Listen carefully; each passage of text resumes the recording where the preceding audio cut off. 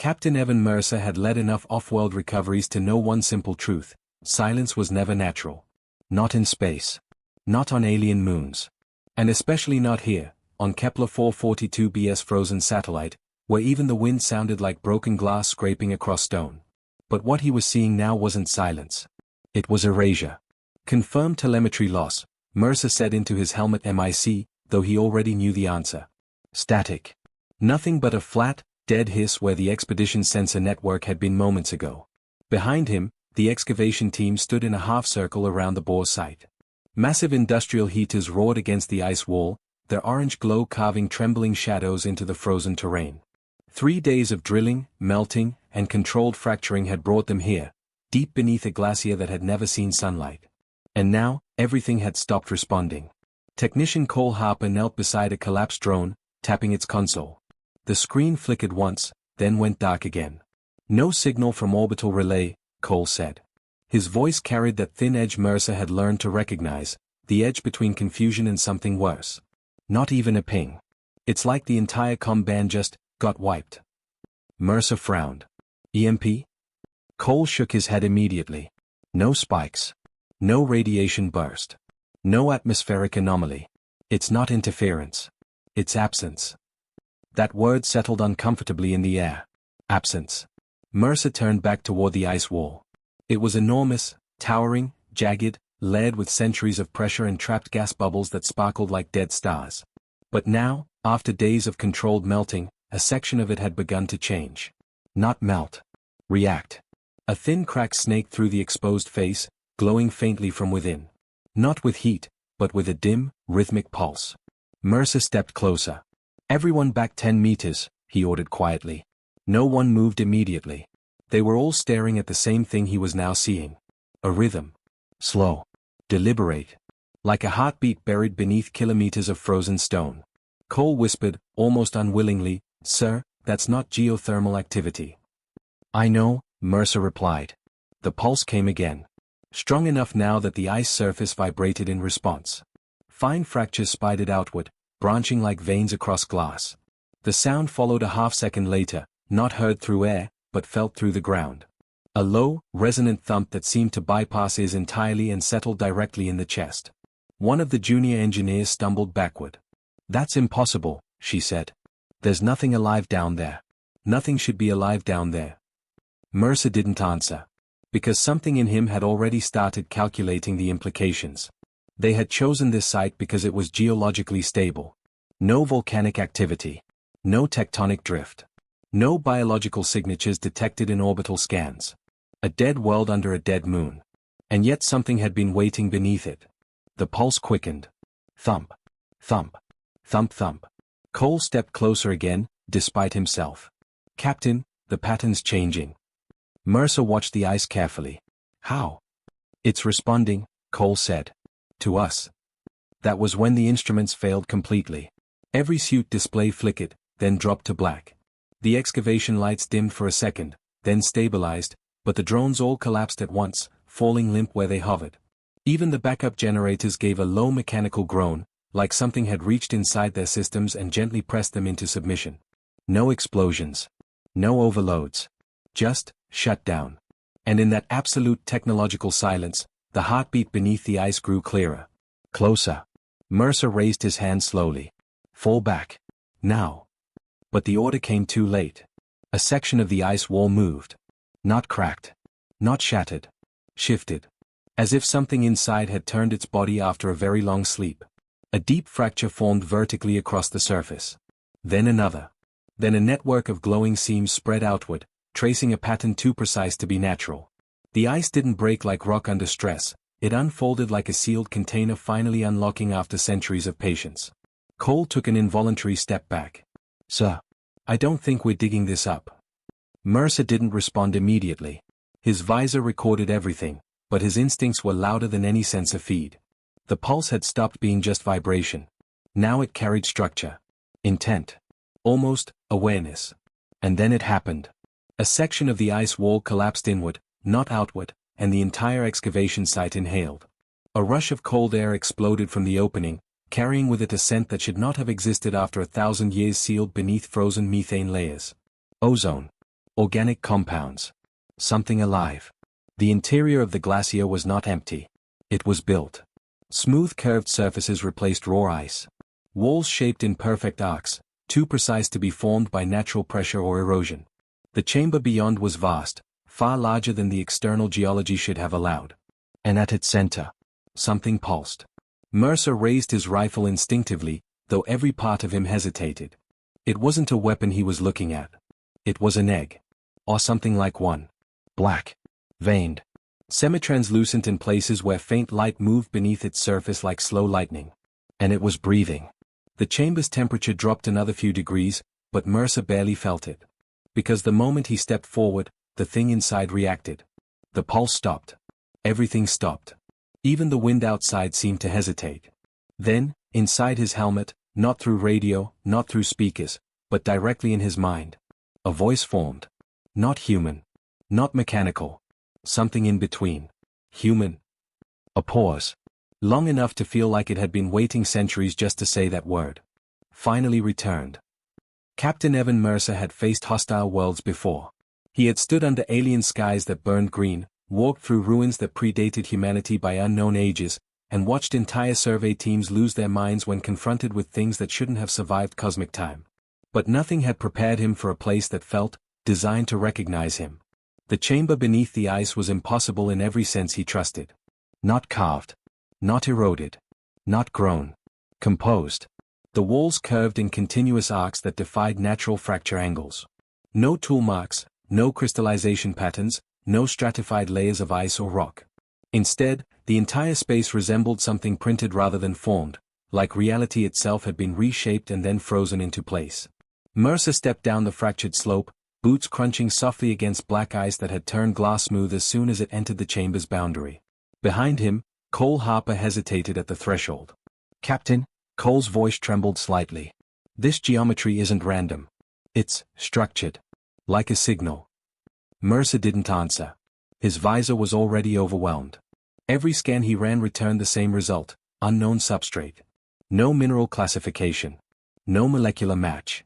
Even the electromagnetic readouts refused to stabilize, cycling through false readings like the environment itself was rejecting analysis. The expedition lights from above flickered once, then dimmed further, as if reluctant to illuminate what lay beneath. And then Mercer saw it clearly. At the center of the chamber stood the object. A cocoon. Black as deep space. Veined with faint lines of pale blue luminescence that pulsed in a slow, deliberate rhythm. It was not attached to the floor, nor suspended from the ceiling.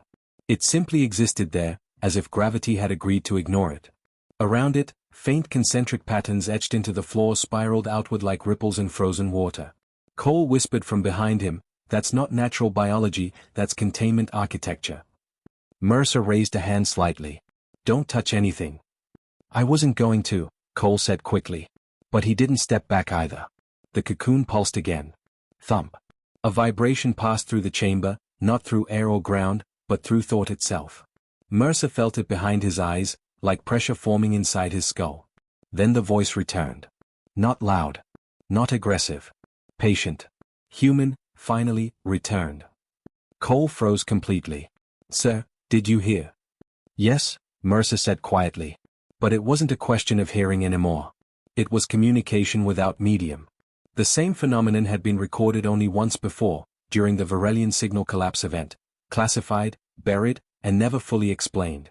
And now it was happening here. Again. The cocoon's surface began to split. Not violently. Not with force.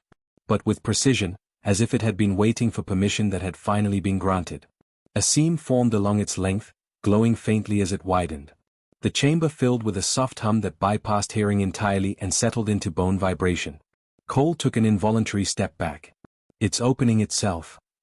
"I see that," Mercer replied, eyes locked on the cocoon. A second seam formed.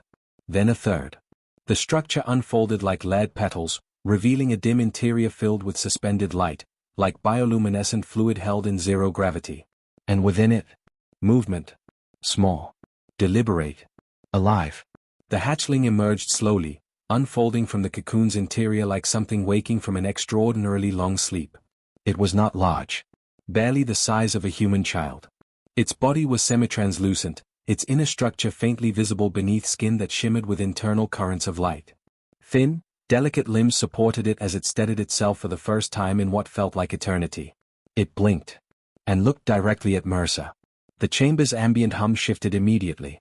The moment that gaze locked onto him, Mercer felt something recognize him, not as an individual, but as a category of existence.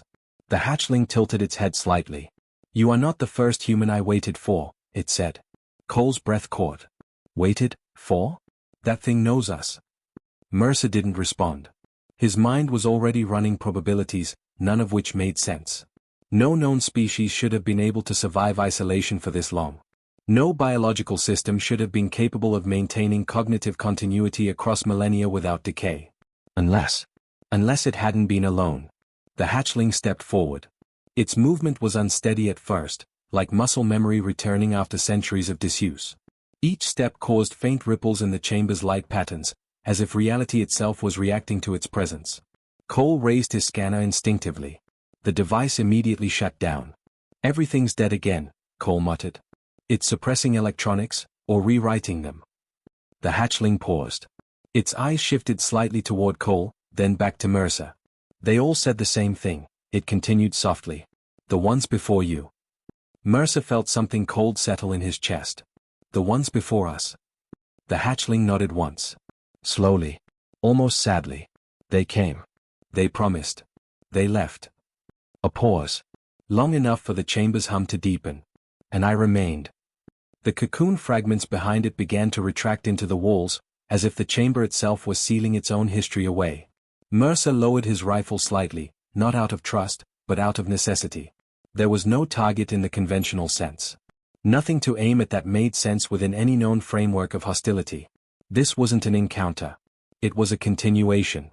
Cole stepped closer despite himself. "How long have you been here?" The hatchling turned its gaze toward him. And for the first time, its expression shifted, just slightly. Confusion. Or memory strain. "Long enough to stop counting," it said. Then, quieter. "Long enough to forget why I was told to wait." The chamber had gone still in a way that felt unnatural even for a place that already defied physics. Not silence. Not calm. Expectation. Captain Evan Mercer stood motionless, his rifle lowered but not surrendered, his visor cycling through dead diagnostics that offered nothing useful anymore. Every system his team relied on, sensors, scanners, comms, had become irrelevant the moment the hatchling opened its eyes. Beside him, Technician Cole Harper looked like he was fighting the instinct to run and the instinct to stay. Neither was winning. The hatchling remained in the center of the chamber, half-lit by the soft blue veins that pulsed beneath the floor like a buried nervous system. Its small body trembled slightly, not from fear, but from effort. As if existence itself required concentration. Then it moved again. One careful step forward. The sound of it was almost imperceptible, yet the chamber reacted instantly. The etched spirals beneath its feet brightened, responding like dormant circuitry recognizing activation after centuries of silence. Mercer felt it too. Not through hearing. Through pressure behind the eyes. A second pulse joined the first. Then a third. The hatchling's gaze never left Mercer. "Human," it said again, softer this time, as if testing the shape of the word. Cole whispered, "It keeps saying that like it's confirming something." Mercer didn't respond immediately. His attention was locked on the way the chamber itself seemed to lean toward the creature. The architecture wasn't static, it was reactive. Every movement the hatchling made caused subtle adjustments in light, resonance, and gravity distribution. This wasn't a cave. It was a system. And the hatchling was part of its activation sequence. The cocoon fragments along the chamber walls shifted again, retracting deeper into hidden channels. Mercer noticed now that they weren't debris, they were components. Mechanical organic hybrids woven into the structure itself. Whatever this place was, it had been designed for one purpose. Waiting. And now it was ending. The hatchling took another step. Its form stabilized slightly with each movement, as if the chamber was remembering how to support it. Thin filaments of light extended from the floor and briefly touched its limbs before dissolving again. Cole raised his voice carefully, as if speaking too loudly might break reality. "Captain, it's syncing with the environment. Like it's being initialized." Mercer nodded once. "I see it." Then the hatchling spoke again. But this time, the voice was not just in Mercer's mind. It echoed through the chamber itself. "You are not the first human I waited for." The walls responded immediately. A low harmonic resonance filled the chamber, amplifying the statement as if the environment itself had stored it before and was now replaying it with confirmation. Cole froze. "That's impossible. It's not just speaking, it's triggering stored responses." The hatchling continued. "There were others." The chamber lit up. Not suddenly, but like memory returning. The floor's spiral patterns shifted, and faint projections rose from them, holographic without visible projectors, formed directly from ambient energy. Shapes appeared in midair. Ships. Human ships. Dozens of them. Each one different in design, era, and structure. Mercer felt his stomach tighten. These weren't generic constructs. They were real. The hatchling's voice grew quieter. They came from different times. One ship flickered. Then another. Each arrival was marked in sequence, layered like overlapping memories. Cole took an involuntary step forward. "Those are Earth signatures. But the designs, they are centuries apart." Mercer's mind raced. "Time displacement." "No," Cole said quickly. "Look at the consistency. They're not jumping through time. They're arriving independently." The projections shifted again. Now the ships were landing. One by one. Each docking sequence played out in silent repetition. Doors opened. Figures stepped out. Human silhouettes moved through unknown terrain, just like Mercer's team was doing now. But something was wrong. Every sequence ended the same way. The hatchling's voice broke through the imagery. "They promised to return." The chamber dimmed slightly. The projections showed humans interacting with something unseen. Negotiating. Studying.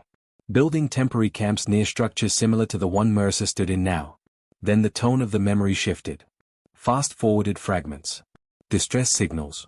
Evacuation sequences. Broken communications. Then silence. Each ship, each expedition, each arrival, ended the same way. Cole whispered, "They never made it back to their ships." Mercer didn't blink. Or they never left.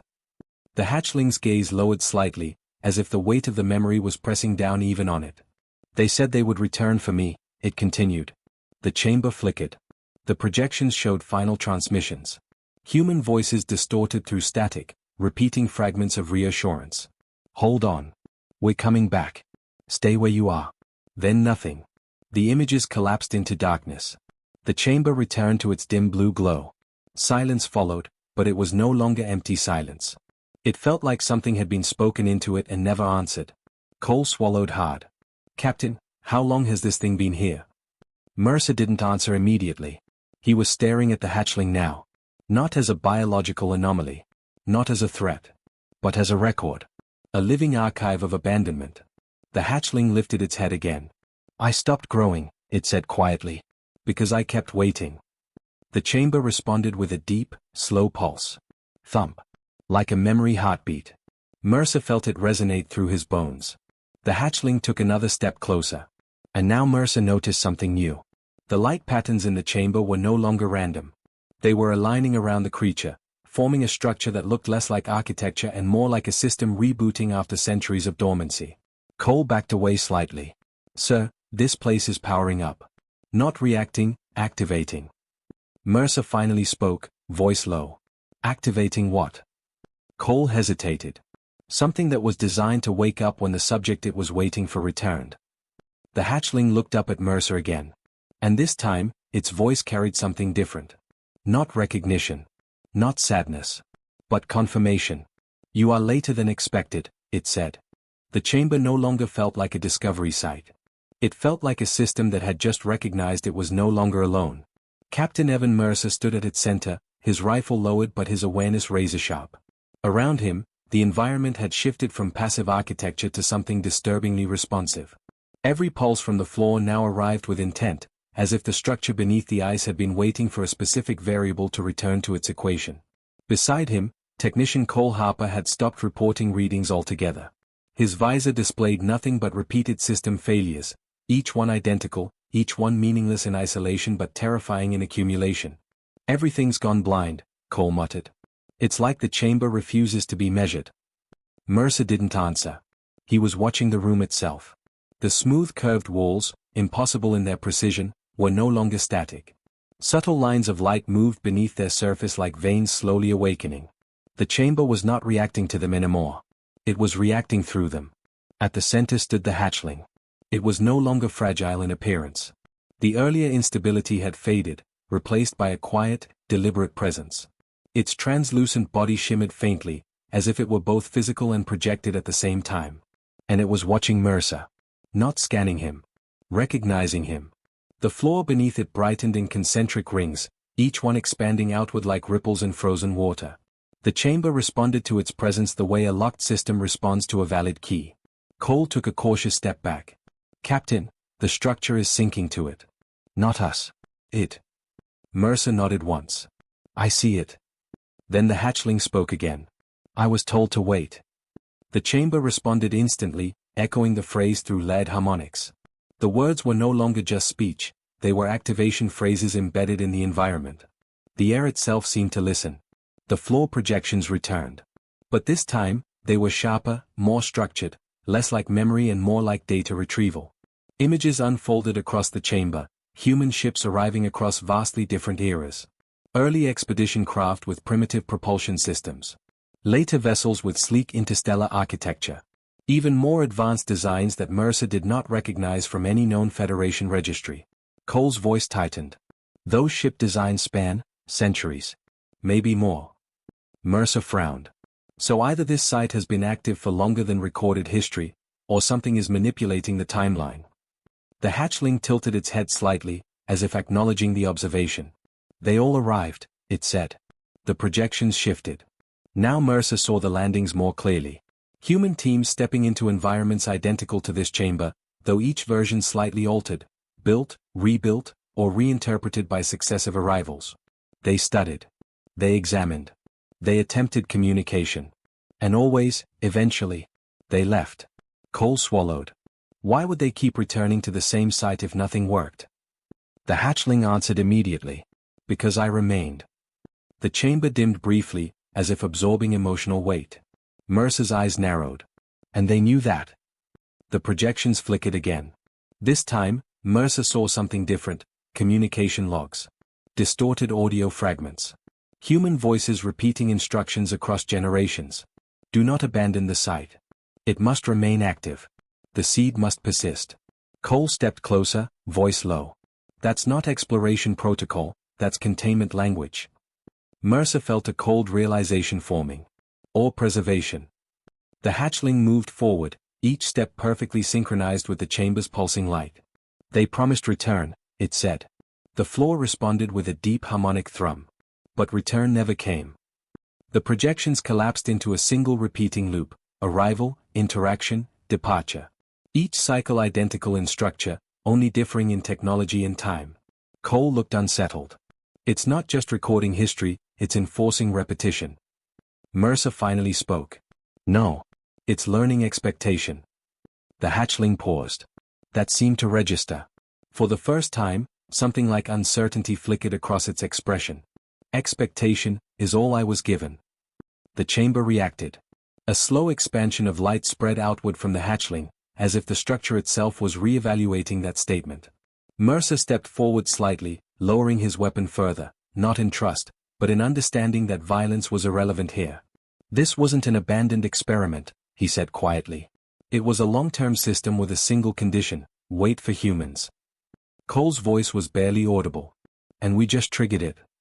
The hatchling looked up at Mercer again. "You are different," it said. Mercer didn't respond immediately. "Different how?" The chamber projected Mercer's silhouette across the walls. Not his physical form, but his behavioral profile. Hesitation.